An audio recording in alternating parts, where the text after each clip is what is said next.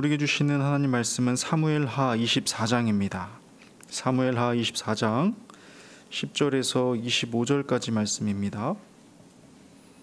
사무엘하 24장 10절에서 25절까지 말씀 한 절씩 교독하시고 마지막 절 합독하시겠습니다. 다윗이 백성을 조사한 후에 그의 마음에 자책하고 다윗이 여호와께 아뢰되 내가 이 일을 행함으로 큰 죄를 범하였나이다. 여호와여 이제 간구하옵나니 종의 죄를 사하여 주옵소서. 내가 심히 미련하게 행하였나이다 하니라. 다윗이 아침에 일어날 때에 여호와의 말씀이 다윗의 선견자 된 선지자 갓에게 있으며 이르시되 가서 다윗에게 말하기를 여호와께서 이와 같이 말씀하시기를 내가 네게 세 가지를 보이노니 너를 위하여 너는 그 중에서 하나를 택하라. 내가 그것을 네게 행하리라 하셨다 하라 하시니 갓이 다윗에게 이르러 아뢰어 이르되 왕의 땅에 7년 기근이 있을 것이니까 혹은 왕이 왕의 원수에게 쫓겨 석 달 동안 그들 앞에서 도망하실 것이니까 혹은 왕이 땅에 사흘 동안 전염병이 있을 것이니까 왕은 생각하여 보고 나를 보내신 이에게 무엇을 대답하게 하소서 아는지라. 다윗이 갓에게 이르되 내가 고통 중에 있도다. 청하건대 여호와께서는 긍휼이 크시니 우리가 여호와의 손에 빠지고 내가 사람의 손에 빠지지 아니하기를 원하노라 하는지라. 이에 여호와께서 그 아침부터 정하신 때까지 전염병을 이스라엘에게 내리시니 단에서부터 부엘세바까지 백성의 죽은 자가 7만 명이라.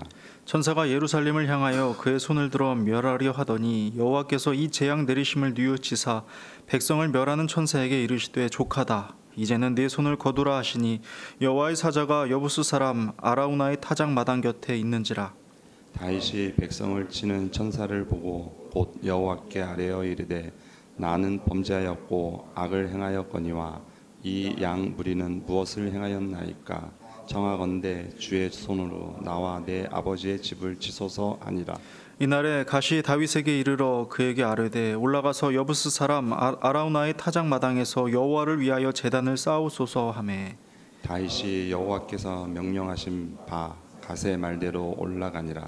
아라우나가 바라보다가 왕과 그의 부하들이 자기를 향하여 건너옴을 보고 나가서 왕 앞에서 얼굴을 땅에 대고 절하며 이르되 어찌하여 내 주 왕께서 종에게 임하시니까 하니 다윗이 이르되 내게서 타작 마당을 사서 여호와께 제단을 쌓아 백성에게 내리는 재앙을 그치게 하려 함이라 하는지라. 아라우나가 다윗에게 아뢰되 원하건대 내 주 왕은 좋게 여기시는 대로 취하여 드리소서. 번제에 대하여는 소가 있고 뗄 나무에 대하여는 마당질하는 도구와 소의 멍에가 있나이다. 왕이여 아라우나가 이것을 다 왕께 드리나이다 하고 또 왕께 아뢰되 왕의 하나님 여호와께서 왕을 기쁘게 받으시기를 원하나이다. 왕이 아라우나에게 이르되 그렇지 아니하다. 내가 값을 주고 네게서 사리라. 값 없이는 내 하나님 여호와께 번제를 드리지 아니하리라 하고 다윗이 은 50세겔로 타작마당과 소를 사고 그곳에서 여호와를 위하여 제단을 쌓고 번제와 화목제를 드렸더니 이에 여호와께서 그 땅을 위한 기도를 들으시매 이스라엘에게 내리는 재앙이 그쳤더라. 아멘. 이스라엘을 향한 하나님의 진노가 있었습니다. 정확한 이유는 나타나 있지 않지만 분명한 것은 백성들의 죄로 인해 재앙이 예정돼 있다는 겁니다. 그런데 이해하기 어려운 건 이 일이 진행되는 방식입니다.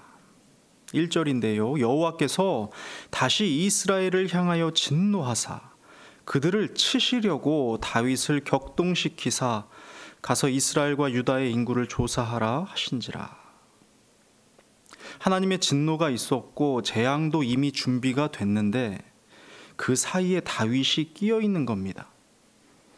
결과적으로만 보면 마치 이스라엘의 재앙이 다윗 때문에 일어난 것처럼 말이죠. 그런데 오늘 본문은 이러한 하나님의 의도와 계획을 조금이나마 깨닫게 해줍니다. 10절의 내용이 이렇습니다. 다윗이 백성을 조사한 후에 그의 마음에 자책하고 다윗이 여호와께 아뢰되 내가 이 일을 행함으로 큰 죄를 범하였나이다. 여호와여 이제 간구하옵나니 종의 죄를 사하여 주옵소서. 내가 심히 미련하게 행하였나이다 하니라. 다윗이 백성을 조사한 후에 그의 마음이 자책하였다고 말합니다. 백성을 계수한 일이 큰 죄였고 심히 미련한 행동이었다고 말이죠. 왜 그런 거죠? 왕이 백성을 계수하여서 세금과 국력을 가늠해 보는 일이 왜 잘못된 것입니까? 나라를 운영하기 위해 마땅히 필요한 일이 아닌가요? 사방이 적인 상황에서 나라를 지키기 위해 당연히 해야 할 일이 아닌가요? 문제는 마음이었습니다. 그의 행동이야 오히려 지혜로운 것이었지만 문제는 다윗의 마음이었던 겁니다. 왜냐하면 그가 의지하는 대상이 바뀌었기 때문이죠. 다윗이 말한 미련하게 행하다에 사용된 원문은요, 사칼인데요.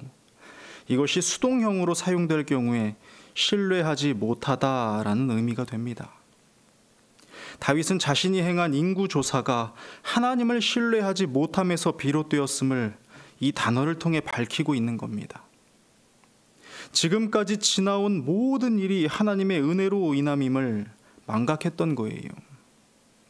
한낱 목동에 불과한 자신에게 왕의 의복을 입히고 모든 환란을 벗어나 승리하게 하셨고 결국 통일 왕국을 이루어 태평성대의 시대를 열게 된 모든 일이 하나님으로 말미암았다는 걸 잊은 겁니다.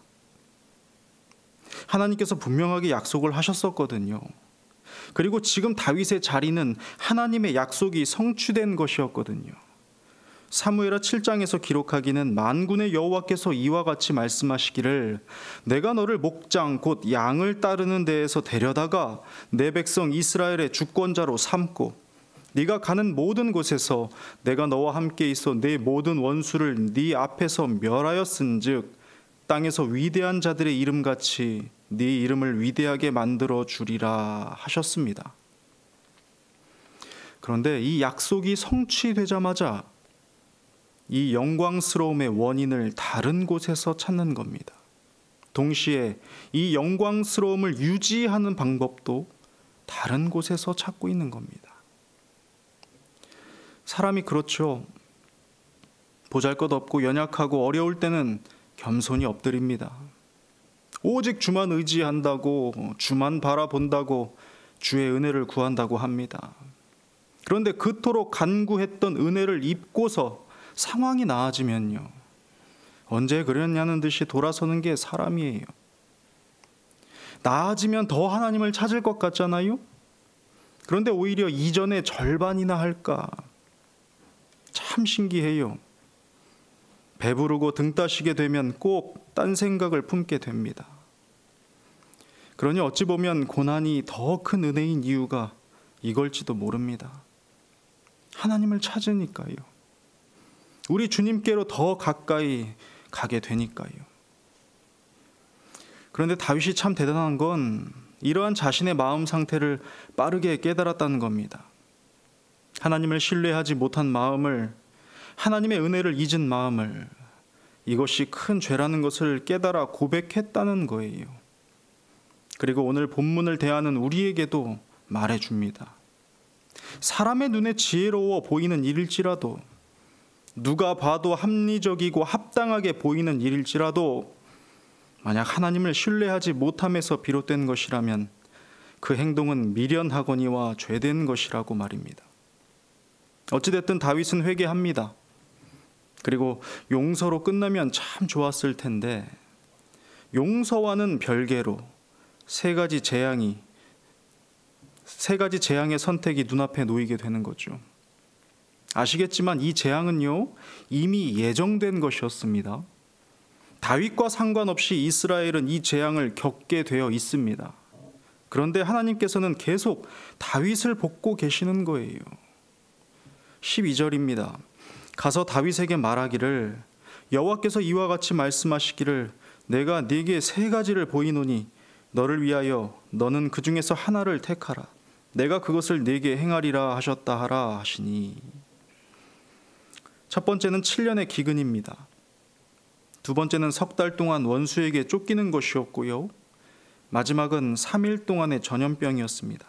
그런데 다윗은 어느 것도 감당할 능력이 안 되었죠. 그러자 다윗은 이 고통 가운데서 다시금 하나님의 자비를 찾는 자로 돌아갑니다. 14절입니다. 다윗이 갓에게 이르되 내가 고통 중에 있도다. 청하건대 여호와께서는 긍휼이 크시니 우리가 여호와의 손에 빠지고 내가 사람의 손에 빠지지 아니하기를 원하노라 하는지라. 그리고는 이미 예정되었던 재앙이, 하나님의 진노가 이스라엘 백성에게 쏟아지지요. 전염병이 시작된 겁니다. 단 하루 만에 7만 명이 죽습니다. 만약 말씀하신 대로 3일 동안이었다면 전염병의 특성상 아마도 인구의 3분의 1이 사라졌을 겁니다. 이것을 본 다윗은 하나님께 울부짖습니다. 눈앞에서 죽어가는 백성들을 보며 다윗은 자신의 죄악 때문이라고 생각했을 테죠.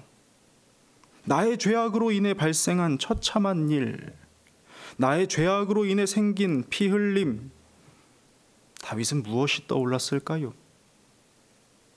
자신의 죄가 가져왔던 일, 밧세바 사건 이후로 일어났던 생각조차 하기 싫은 과거의 그림자가 떠올랐을 겁니다.